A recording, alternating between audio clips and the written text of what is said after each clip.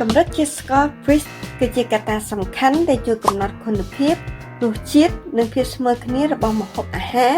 និងភេសជ្ជៈជាច្រើនប្រភេទ SI 96801មានជួរវាស់ធំទូលាយពី0ដល់85% Fritz calibration ងាយស្រួលនិងរហ័សដោយប្រើទឹកចម្រោះ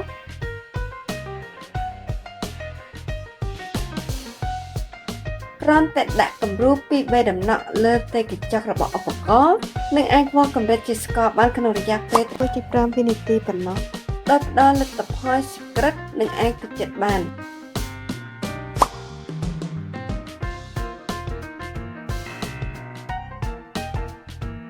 ពេលតម្លៃកម្រិតទុំរបស់ផ្លែឈើពិនិត្យភាពស្មើគ្នានៃផលិតផល SI 96801